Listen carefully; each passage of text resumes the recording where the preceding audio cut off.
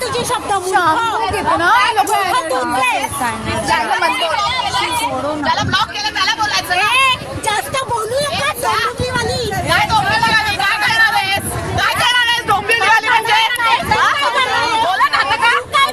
करणार तू करतेस काय करणार काय करणार आहेस